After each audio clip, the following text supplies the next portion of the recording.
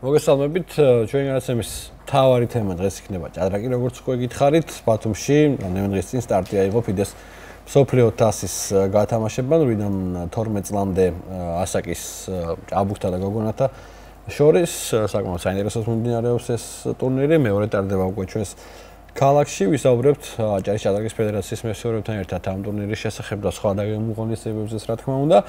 მანამდე კი მინდა გითხრათ, რომ ნახავთ რეპორტაჟს და რეპორტაჟი შეეხება სულ სხვა სპორტის სახეობას, კრივს და კრივში გაიმართა ირაკლი აბაშიძის მიძღვნილი საერთაშორისო ტურნირი, რომელშიც ძალიან ბევრი მონაწილე ჩამოვიდა ამ ტურნირში მონაწილეობის მისაღებად ჩვენს ქალაქში და ერთად ვნახოთ ეს რეპორტაჟი, რომელიც ჩვენმა ჟურნალისტმა ზურაბ იასემიძემ მოამზადა, შემდეგ კი ჭადრაკის თემით გავაგრძელებთ გადაცემას. 24-დან 29 ივნისის ჩათვლით მუხრან ვახტანგაძის სახელობის ბათუმის სპორტის სასახლემ აჭარის კრივის ფედერაციის ყოფილი პრეზიდენტის, საქართველოს ჩემპიონისა და პრიზიორის ირაკლი აბაშიძის ხსოვნისადმი მიძღვნილ საერთაშორისო ტურნირს უმასპინძლა. შეჯიბრება მამაკაცთა შორის 10 წონით კატეგორიაში გაიმართა და მასში 10 ქვეყნის 150 სპორტსმენი მონაწილეობდა. ტურნირის ორგანიზატორის გოჩა აბაშიძის თქმით, ჩვენს რეგიონში მსგავსი საერთაშორისო ტურნირების ჩატარება სპორტის ამ სახეობის კიდევ უფრო განვითარებასა და პოპულარიზაციას შეუწყობს ხელს. ტურნირი ჩატარდა მაღალ დონეზე, ეს ჩვენმა მსოფლიო მსაჯებმა აღნიშნეს უკვე და სამომავლოდ უნდათ, რომ ეს ტურნირი შეიტანონ მსოფლიო კრივის კალენდარში. და რაც შეეხება ახლა მონაწილეებს, მადლობა კრივის ფედერაციას, რომ ეროვნული ნაკრები გამოიყვანა ამ შეჯიბრზე და პლუს ამას ეროვნული ნაკრებები ჩამოვიდა 9 ქვეყნიდან. მეათე ჩვენ იყო საქართველოს ნაკრები და ყველამ აღნიშნა მაღალი დონის ტურნირი. თორე ახლა ნაკრების წევრები რო არის, ეს მეტყველებს ამას. რა თქმა უნდა, მნიშვნელოვანია ეს, იმით რომ სამომავლოდ უკვე ევროპის დონის ტურნირების ჩატარდება და პოპულარიზაცია იქნება ჩვენ ქვეყანაში და ჩვენ რეგიონში, ჩვენ ქალაქში კრივის. ტურნირი გაიმართა საკმაოდ მაღალ დონეზე, გამოვლიდნენ ჩემპიონები და პრიზიორები. აჭარაში კრივი განვითარებულია უკვე მრავალი წელიწადია და ეს ტურნირები ხელს შეუწყობს კიდევ უფრო მეტ განვითარებაში აჭარის რეგიონს და კრივის ფედერაცია ყოველთვის გამოხატავს ატყვნას, რომ ყველა ქალაქში დაუდგეს გვერდში სპორტულ ღონისძიებებს. თოვლს ნაკრების საერთაშორისო ტურნირზე, სადაც არაერთმა მსოფლიოსა და ევროპის ჩემპიონმა იასპარეზა 16 მოკრივით წარსდგა. მათ შორის 6 აჭარის სკოლის წარმომადგენელი იყო. ჩვენმა ნაკრებმა ტურნირზე გამოსვლა საბოლოო ჯამში 5 ოქროს, 2 ვერცხლისა და 1 ბრინჯაოს მედლით დაასრულა და გუნდური პირველი ადგილი დაიკავა. ტურნირის ჩემპიონები ლუკა კუბლაშვილი, დემურ ქაჯაია, გიორგი ნატროშვილი, ბექა წერედიანი და ჩვენი რეგიონის წარმომადგენელი ლუკა მაჭუდაძე გახდნენ. ვერცხლის მედალის სახილ ალახვედოვს და სამუელ კაზარიანს ერგო, ხოლო ბრინჯაოს მედალი ბათუმელმა ნიკიტა ბარამიძემ მოიპოვა. ჩემი გამოსვლით მოყოფილი ვარ. მადლობა ღმერთს, მადლობა ყველა იმ თითოეულ ადამიანს, ვინც აქ მოვიდა, გულშემატკივრობდა. მადლობა საქართველოს კრივის ფედერაციას, აჭარის მთავრობას ასეთი კარგი ღონისძიების ჩატარებისთვის და უძლიერესი ღონისძიება იყო და ღვთისმშობლობით გავხდით ჩემპიონი. დიდი კონკურენცია იყო. ნახევარფინალური ორთაბრძოლა, ბევრად დაძაბული ორთაბრძოლა იყო. დღევანდელ მეტოქეს რაც შეეხება, მე ამას ნაჩვენად მქონდა საქართველოს ჩემპიონატზე ნახევარფინალი, იქაც გამარჯვებით დავასრულე და დღესაც ამას მოველოდი და ასეც მოხდა. ფინალში შევებრძოლე სომეხ მოკრივეს, რომელიც იყო საკმაოდ პერსპექტიული და წარმატებული მოკრივე, რომელთანაც უფლისყავლობით შევძელი და მოვიპოვე გამარჯვება. ეს გამარჯვება მინდა მეუძღნა ჩემს გარდაცვლილ ნათლიას, მაკაც გიორგი ახალაიას სომეს. რა თქმა უნდა, ერთ-ერთი მნიშვნელოვანი ფაქტორია მივიღოთ საერთაშორისო ტურნირებზე მონაწილეობა სპორტსმენებმა, რათა მეტი გამოცდილება დავაგროვოთ და უკეთესად წარმოვაჩინოთ ჩვენი თავი ევროპის ჩემპიონატზე, მსოფლიოს ჩემპიონატზე და კიდევ უფრო დიდ ტურნირებზე.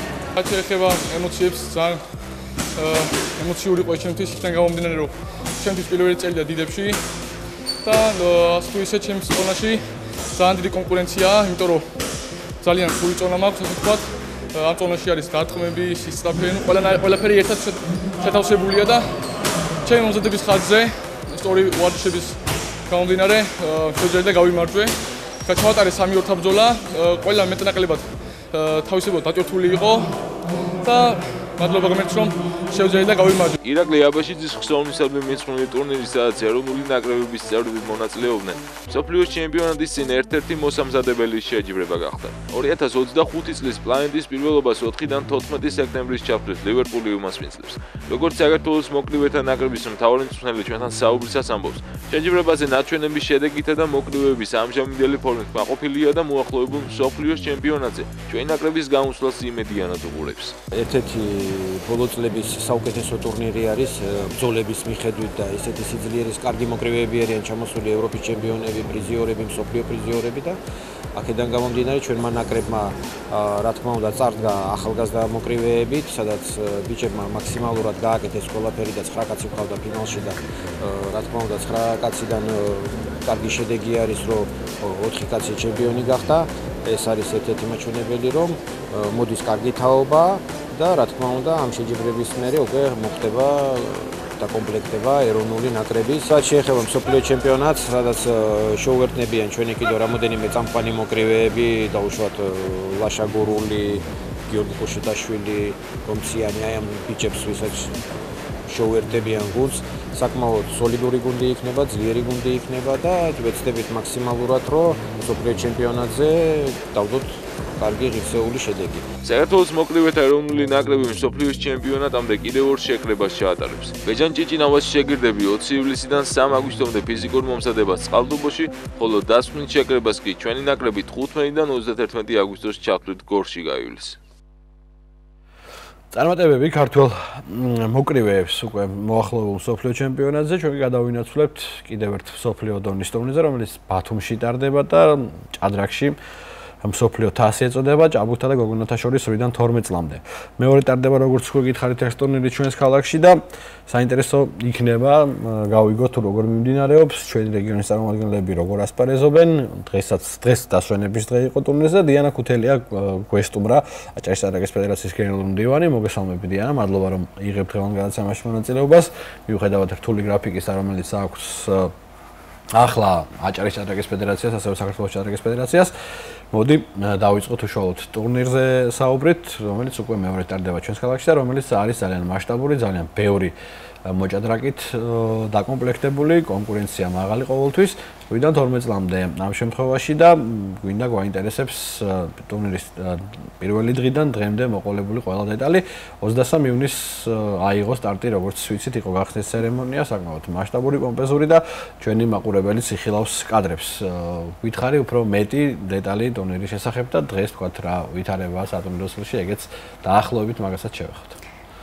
მოგესალმებით. როგორც უკვე ახსენეთ, 22 ივნისიდან 3 ივლისამდე საქართველოსა და აჭარის ჭადრაკის ფედერაციის ორგანიზებით ქალაქ ბათუმში იმართება ფიდეს მსოფლიო თასი 8, 10, 12 და 12 წლამდე ჭაბუკთა და გოგონათა შორის.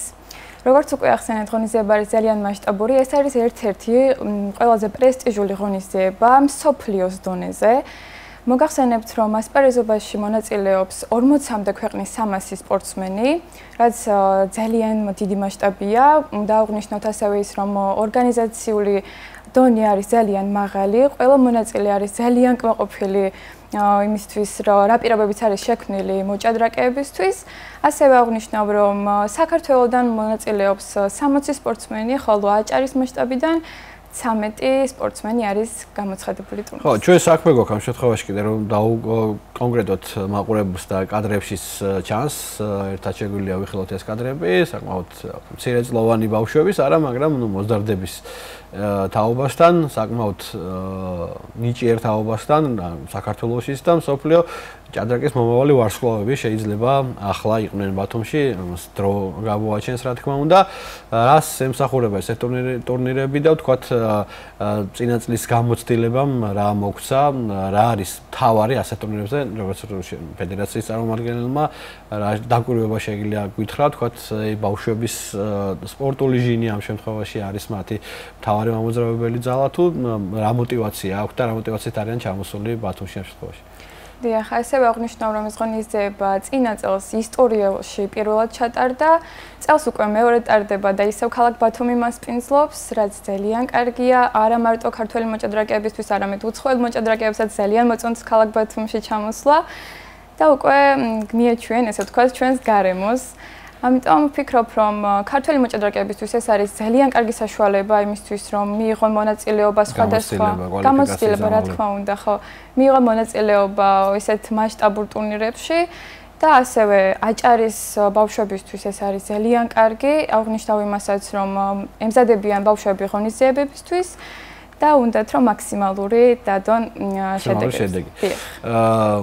40 ქვეყანა ნამდვილად შთამბეჭდავი ციფრია, 300 მონაწილეც არანაკლებ შთამბეჭდავი ციფრია, თავისი მწვრთნელებით, რა თქმა უნდა, გულშემატკივრებით. გასულ წელსაც მახსოვს, რომ საკმაოდ მასშტაბური იყო ეს ღონისძიება, არის ერთ-ერთი ანუ ამ ყველაფერს სჭირდება ლოჯისტიკურად საკმაოდ დიდი დალაგება, მოდი ასე ვიტყვი, დიდი ორგანიზება, რასაც ერთი ორგანიზაცია ამ შემთხვევაში რთულად გაართვევს ხოლმე. თავისთავად შემთხვევაში შენახსენე თქვა აჭარის ჭადრაკის ფედერაცია, მაგრამ არის თქვა საქართველოს ჭადრაკის ფედერაცია საკმაოდ ინტენსიურად ჩართული და რეგიონის როგორც ვიცი, სხვადასხვა სამინისტროები იქნება ეს თუ ორგანიზაციები, რომლებიც გვეხმარებიან ტურნირის მაღალ დონეზე ჩატარებაში. დიახ, დაგეკითხებით. კი ბატონო, მათაც რა თქმა უნდა მადლობა ამ ყველაფრისთვის, რაც ჩვენს ქალაქში ხდება ამ შემთხვევაში. მოდი კალენდარზე ვთქვა, როდის არის დასკვნითი დღე, რას იხილავს გულშემატკივარი ან დამსწრე საზოგადოება, ვინც მოვა, სასტუმროს ლოკაცია შეგვიძლია დავასახელოთ, სად და როდის გაიმართება უკვე და საზეიმო დახურვის ცენტრში. თქვენ როგორც ახსენეთ უკვე დღეს არის ღონისძიების დასვენების დღე. დასვენების დღეზე არის გათვლილი სხვადასხვა აქტივობები მონაწილეებისთვის, როგორიც არის ტარდება კომპოზიციების ამოხსნაში ჩემპიონატი და ასევე არის მწვრთნელებისთვის ბლიც ტურნირი დღეს იმართება. დახურვის ცერემონიაზე მოგახსენებთ, რომ გაიმართება 2 ივლისს 8 საათზე. 2 ივლისს 8 საათზე ლოკაციაც რო უთხრათ. კი ბატონო, სასტუმრო გრანდ ბელადიოში ჩატარდება. კი ბატონო. ერთი მნიშვნელოვანი დეტალი, ახლა თქვათ ტელევიზიით მოუწყებელთ ამ შემთხვევაში, უნდა უთხრათ ჩვენს მაყურებელსაც, რომ ტურნირის ყველა პარტია გადაიცემა ლაივ რეჟიმში, როგორც ლაივ დაფებზე.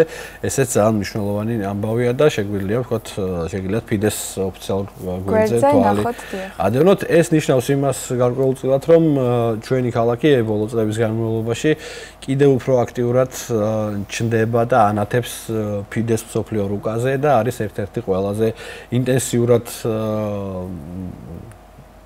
ჩამოსვლადი ქალაქი, ხო? ძალიან ბევრი ვიზიტორი, მოჭადრაკე ყავს ბოლო წლებში ქალაქს, რაც ძალიან მნიშვნელოვანია და საინტერესო იქნება, რომ აი თუ მალე გვექნება ჭადრაკის სასახლე დაპირებული, მანდ უკვე სხვა დონის ღონისძიება ჩატარდება და იმედია რომ ამასაც მალე ერთად ვიხილავთ. ხშირად ვსაუბრობთ თქვენი ფედერაციის პრეზიდენტთან სალომე მელიასთან ერთად ამ ჭადრაკის სასახლის საკითხზე და შენ ხო არ გაქვს რაიმე სიახლე აპდეიტი ამასთან დაკავშირებით? ჯერჯერობით სიახლე არ არის, მაგრამ რა თქმა უნდა ველოდებით მალე რომ უკვე დავიგეგმებება და რა თქმა უნდა ეს სასახლეს დაგვეხმარება იმისათვის რომ უფრო კარგი ღონისძიებებიც ჩავატაროთ და მასშტაბურად გავუმოწმოთ. კი ბატონო, წლევანდელი წელი კალენდარული ქართველი მოჭადრაკეებისთვის ამ შემთხვევაში აჭარის რეგიონის წარმომადგენლებისთვის თქვათ კიდევ რა ღონისძიებებით შეიძლება იყოს დახუძლული თუ გვაქვს ადგილზე ასევე ბათუმში ან აჭარის რეგიონში ჩასტარებელი რაიმე ტიპის ღონისძიება მაგასაც სიამოვნებით გავიგებთ. აღნიშნავ იმას რომ 5 ივლისს საქართველოში ქალაქ ბათუმში ისევ ჩატარდება ქალთა მსოფლიო თასი, ესეც არის ფიდეს მასშტაბის ღონისძიება და უკვე 47 ქვეყნის 107 უძლიერესი ქალი მოჭადრაკე იმასპინძლებს ქალაქ ბათუმს და იქნება ძალიან დიდი ღონისძიება. ასევე საინტერესოა, რახან ჩვენ ახლა ბავშვებზე ვსაუბრობდით, ტენდენცია, თქვა თქვენი დაკვირვება, ამ შემთხვევაში რამდენიმე სექცია არის, როგორც ვიცით, ბათუმში ჭადრაკის, მაგრამ ყველაზე ძლიერი ეს არის სექცია, რომელიც არის მუხრამახტანგალის სახელობის სასპორტო სკოლაში. ყველაზე ინტენსიურად აქ დადიან ბავშვები და შეგვიძლია გითხრათ, თქვა ტენდენცია ამდენად მზარდია ბავშვების ინტერესისა ჭადრაკის მიმართ. კი, რა თქმა უნდა, მოგახსენებთ, რომ უკვე რამდენიმე წელია რაც შეიქმნა სპორტ სკოლაში ჩვენი წრეები და ყოველ წელს უფრო მეტი და მეტი ბავშვი მოდის იმისათვის, რომ გაიცნოს ჭადრაკს, შეისწავლოს და ძალიან პოპულარულია ბათუმშიც და არა მარტო ბათუმში, სხვადასხვა რეგიონებიდან აჭარაში ჩამოდიან ბავშვები იმისათვის, რომ შეისწავლონ ჭადრაკი მაღალ დონეზე და ვსტუმრობენ ჩვენ. ძალიან კარგი და სასიამოვნო. როგორც მახსოვს, ასევე მოქმედებს პროგრამა სასკოლო ჭადრაკის სკოლებში დანერგილი ჭადრაკი. ესეც ძალიან საინტერესო და მნიშვნელოვანი ინიციატივა იყო თავის დროზე და მე ვფიქრობ, რომ ამანაც გარკვეულწილად შეიძლება გაამართლა და შეიძლება მალეც შედეგიც გამოიღოს. აქედან მოსული ბავშვებიც შეიძლება ვიხილოთ ჩვენ ჭადრაკში და ძალიან მნიშვნელოვანი ეროვნული სპორტის სახეობაა ჭადრაკი, ამაზე ყველა მთავრდებით მე მგონი და მოყვარულებს შორისაც მე მახსოვს, რომ აჭარის ჭადრაკის ფედერაცია ატარებს ტურნირებს, აი გასაგებია პროფესიონალებს შორის ჩადასასწრებელი კალენდარული ტურნირები, რამდენიმე თვის წინ იყო თუ არ ვცდები თუ კვირის წინ ჟურნალისტიკის დღისადმი მიზღვნილი საინტერესო ტურნირი ასევე, რომელშიც ჩემმა თანამშრომლებმაც მიიღეს მონაწილეობა, მე ვერ მივიღე სამწუხაროდ მოუსწრობის გამო და ასეთი ინიციატივები ყოველთვის საინტერესო და მისამნებელია. ხომ არ იგეგმება რაიმე ესეთი ტიპის ტურნირი მოყვარულთა შორის, თქვათ, როგორც ვიცი, რამდენიმე დღის წინ იყო ოლიმპიური დღისადმი მიზღვნილი ასევე ტურნირი ჭადრაკში ბათუმში და ხო არ გვაქვს თქვათ დაახლოებით წარმოდგენა მომავალში ან მიმდინარე წელს თან ტურისტული სეზონი მოდის მოყვარულებს თუ ექნებათ სადმე ჭადრაკის თამაშის საშუალება. აჭარის ჭადრაკის ფედერაცია ყოველ წელს ატარებს მოყვარულო მოჭადრაკეებს შორის ღონისძიებებს, როგორც უკვე აღნიშნეთ, არა მარტო ჟურნალისტებთან შორის, არის სხვადასხვა ორგანიზაციებში, რომელთანაც ჩვენ თანამშრომლობთ, ასევე უნივერსიტეტებს შორისაც ვატარებთ ღონისძიებებს.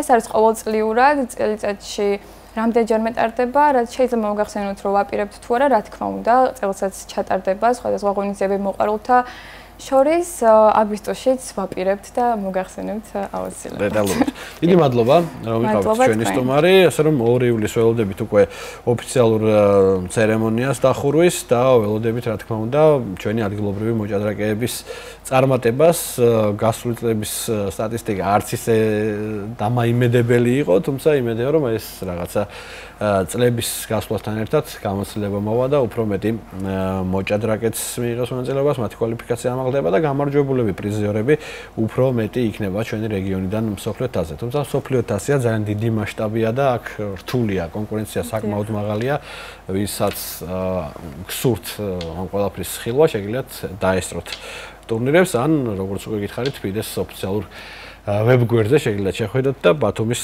ლოკაციის მითების შემდეგ ნახოთ ყველა დაფა ლაივ რეჟიმში. სულ ეს იყო დღეისათვის, რაც გვინდოდა ჭადრაკზე გვეთქვა. სხვა მნიშვნელოვანი სპორტული სიახლეები უნდა ნახოთ ჩვენს სპეციალურად მომზადებულ მიმოხილვაში. მე კი დამგემშვიდობებით მომავალ ორშაბათამდე კეთილსურვილებით ნახვამდის. ილია თოფურია UFC-ს მსუბუქი წონის ჩემპიონია. ლას-ვეგასში გამართულ ღონისძიებაზე ქართულმა მებრძოლმა ბრაზილიელი ჩარლზ ოლივეირა პირველივე რაუნდში ნოკაუტით დაამარცხა და მეორე საჩემპიონო ქამრის მოპოვება მოახერხა. გეტყვით, რომ თოფურია ქვემსუბუქი წონის ყოფილი ჩემპიონია, მან 2024 წელს ქვემსუბუქი წონის ქამრისთვის ბრძოლაში ავსტრალიელი ალექსანდრ ვოლკანოვსკი ასევე ნოკაუტით დაამარცხა. ბათუმის სპორტის სასახლეში დასრულდა სასკოლო სპორტული ოლიმპიადის ფინალური შეხვედრები ბადმინტონში, რომელშიც ერთმანეთს დასავლეთისა და აღმოსავლეთ საქართველოს ჩემპიონი გუნდები ეჯიბრებოდნენ. საქართველოს ჩემპიონისა და მსოფლიო 2026 წლის სასკოლო სპორტული ოლიმპიადის საგზური ვაჟთა შორის თიანეთის სოფელ ჟებოტას საჯარო სკოლის გუნდმა მოიპოვა. გოგონათა შორის კი გამარჯვებული ასევე თიანეთის სოფელ ღულელების საჯარო სკოლის გუნდი გახდა. მსოფლიო რაგბის 20 წლამდელთა ჩემპიონატზე საქართველოს 20 წლამდელთა ნაკრებმა პირველი მატჩი ირლანდიასთან გამართა და 28-35 დამარცხდა. ჩვენი ნაკრების მხრიდან ლელოების დუბლი გიორგი სპანდერაშვილმა შეასრულა, თითოჯერ კი მეტოქის ჩათვლის მოედანი გაგი მარგველაშვილმა და შოთა ხელაძემ აიღეს. საქართველოს ნაკრები მომდევნო შეხვედრას 4 ივლისს ახალ ზელანდიასთან გამართავს, მატჩი თბილისის დროით 20 საათზე დაიწყება. ბულგარეთში გამართულ მსოფლიო ჩემპიონატზე იუნიორებს შორის ქართულმა ტანმოვარჯიშემ ნიტა ჯამაგიძემ ბურთით ვარჯიშში ბრინჯაოს медали მოიპოვა. აღსანიშნავია, რომ საქართველოს ისტორიაში ეს პირველი медаლია იუნიორთა შორის მსოფლიო პირველობაზე, ისტორიული медаლი ტანმოვარჯიშეს სპორტის მინისტრმაც მიულოცა. მხატვრულ ტანვარჯიშში მსოფლიო პირველობაზე 71 ქვეყნის 350-ზე მეტი სპორტსმენი მონაწილეობს. ეს შედეგი ძალიან მოულოდნელი იყო ყველასთვის. ჩემთვის განსაკუთრებით ძალიან ბევრი კონკურენტი ყავდა. ფინალში რო შევედი, ჩემი თავის უფრო დავიჯერე და უფრო მივხვდი, რომ შემეძლო. იმიტომ რომ მე-4 ადგილი დავაფიქსირე კვალიფიკაციაში და მივხვდი, რომ მედლის აღება შემეძლო. მხატვრული ტანმოვარჯიში საქართველოს ერთ-ერთი პოპულარული სპორტის სახეობაა, ნიტას ეს წარმატება, რა თქმა უნდა, ხელს შეუწყობს ამ სპორტის სახეობის მომავალში უფრო მეტ განვითარებას. ბათუმის სასკოლო ლიგა 2025 დასრულდა, ტურნირი 2 თვის განმავლობაში მიმდინარეობდა და სპორტის 5 სახეობას მოიცავდა: მინი ფეხბურთს, თაგ რაგბის, ტეკბოლს, ქვიშის ფრენბურთსა და 3-3-ზე კალათბურთს. სასკოლო ლიგა ბათუმში უკვე მეოთხედ ჩატარდა, წელს სპორტულ აქტივობებში 500-მდე სკოლის მოსწავლე მონაწილეობდა. აქვე გეტყვით, რომ ტურნირის ორგანიზატორი სპორტის მართვის მეთოდოლოგიისა და ტექნოლოგიების ასოციაცია, ხოლო მხარდამჭერები ბათუმის მერია და ბათუმის სპორტული ცენტრი გახდათ. დღეს დასრულდა სასკოლო ლიგა სპორტის 5 სახეობაში, რომელშიც 500-მდე სკოლის მოსწავლე მიიღო მონაწილეობა. ძალიან მნიშვნელოვანია, რომ ამდენი ახალგაზრდა დაინტერესებული ჯანსაღი ცხოვრების სტილით. მინდა მიულოცო გამარჯვებულებს და მინდა უთხრა, რომ ბათუმის მერია ყოველთვის მათი მხარდაჭერი იქნება. ბათუმის სპორტული ცენტრის ორგანიზებითა და ქალაქ ბათუმის მერიის ფინანსური მხარდაჭერით დასრულდა პროექტი სასკოლო ლიგა, რომელიც სპორტის 5 სახეობაში გაიმართა. დღეს იყო ფინალური შეხვედრა, სადაც გაიმარჯვა მინი ფეხბურთში ბათუმის 21-ე სკოლამ. ძალიან დიდი მოლოდინები ჰქონდა ფინალში, ძალიან თანაბარი თამაში დაიწყო, მაგრამ უპირატესობა მოვიპოვეთ და გავხდით ჩემპიონები და მადლობას ვუხდით ჩემ თითოეულ თანაგუნდებს და რა თქმა უნდა სკოლის სპორტის მასწავლებელს. ბათუმის სპორტის სასახლეში დასრულდა სასკოლო სპორტული ოლიმპიადის ფინალური შეხვედრები ხელბურთში, ვაშთა და გოგონათა შორის საქართველოს ჩემპიონის ტიტული და მსოფლიოს 2026 წლის სასკოლო სპორტული ოლიმპიადის საგზური ვაშთა შორის წყალტუბოს პირველი საჯარო სკოლის გუნდმა დაისაკუთრა, გოგონათა შორის კი პირველი ადგილი მამა გიორგი მთაწმინდელის გორის სკოლა გიმნაზიის გუნდმა მოიპოვა. ჩვენ წინა წელსაც გამოვით შეჯიბრებზე და ფოთთან დავამარცხეთ, თუმცა მაინც დიდი შემართება ჰქონდა, მიუხედავად იმისა, რომ ცოტა ნერვიულობდით, მაგრამ ყველაფერი ჩავდით ამ თამაშში და გამომართლა ჩვენი მოლოდინები. რა თქმა უნდა, ვიგებთ ყველანაირად ჩვენს საუკეთესოს და ბოლომდე უნდა ვეცადოთ ყველაფერი რა შეგვიძლია. ჩვენ დაძაბული თამაში ქონა ფოთში, გადავტეხეთ ფოთში, მოვუგეთ ერთი ბურთით, ორი ბურთით და მე ჩამოვიდით რა და მოვიგეთ რა. დღევანდელი თამაში ისეთ დაძაბული არ ყოფილა როგორც ფოთთან, მაგრამ იყო რა ის კარგი მომენტები გუნდიდანაც და ჩვენ გუნდიდანაც. ტრენინგ სემინარი ქართულ ჭიდაობაში, რომელიც ბათუმის სპორტის სასახლეში 4 დღის მანძილზე მიმდინარეობდა, დასრულდა. ტრენინგ სემინარების მიზანი აჭარაში მწვრთნელთა და მსაჯთა კვალიფიკაციის ამაღლება და მათი პროფესიული დაოსტატება, ასევე სპორტული გარემოს გაჯანსაღება და მაღალი სტანდარტების დამკვიდრება იყო. სემინარები თეორიულ კურსთან ერთად პრაქტიკულ მეცადინეობებსაც მოიცავდა, სადაც სპეციალისტებმა ახალგაზრდებს საკუთარი გამოცდილება საჭიდაო ხალიჩაზე გაუზიარეს. ღონისძიების დასასრულ სემინარის მონაწილეები სიგელებით დაჯილდოვდნენ. მე პირადად როგორც სემინარის მონაწილეს ერთ-ერთ რიგი ჯარისკაცს მოიტყვიან მეუფლება სიამაყის და კმაყოფილების განცდა, რომ სემინარმა ჩაიარა ძალიან წარმატებულად, როგორც პრაქტიკული ჩვენებები და მასტერკლასები, ისე თეორიული კურსი მოწვეულმა ჩვენმა უფროსმა მეგობრებმა მაღალი რანგის ქართულ ჭიდაობის სპეციალისტებმა სისტემაში აი ამ თავის დროზე რომ თავისი სიტყვა თქვენს და დღესაც აგრძელებენ, ყველა ღონე ისრუნეს აიმისოთ, რომ პროფესიული გამოცდილება რაც მათ ჰქონდათ გადაეცათ ამასთვის. აჭარის ქართული ჭიდაობის ფედერაციის ორგანიზებითა და აჭარის სპორტის დეპარტამენტის ფინანსური მხარდაჭერით 4 დღის განმავლობაში მიმდინარეობდა მწვრთნელთა და მსაჯთა გადამზადების სემინარები, სადაც მოწვეული იყო ეროვნული ფედერაციის წარმომადგენლები. ამ გადამზადებაში ჩართული იყო ჩვენი რეგიონის 6 მუნიციპალიტეტის მწვრთნელები და მსაჯები. მინდა აღვნიშნოთ, რომ აჭარის სპორტის დეპარტამენტი სამომავლოდაც გააგრძელებს მსგავსი ღონისძიების დაფინანსებას. სლავომეტრეველის სახელობის საქართველოს სუპერთასის ფინალში ერთმანეთს გორის დილა და თბილისის სპაერი შეხვდებიან. შეგახსენებთ, რომ გორის დილას მეტოქე ნახევარფინალურ შეხვედრაში იბერია იყო, რომელსაც 3-1 მოუგო, ხოლო სპაერმა ფინალის საგზური ქუთაისის ტორპედოსთან პენალტების სერიაში 4-2 გამარჯვების შემდეგ მოიპოვა. სუპერთასის ფინალური მატჩი სპაერსა და გორის დილას შორის 2 ივლისს დავით პეტრიაშვილის სახელობის არენაზე გაიმართება. მანამდე კი 1 ივლისს მესამე ადგილისთვის შეხვედრაში ერთმანეთს იბერია 1999 და ქუთაისის ტორპედო შეხვდებიან.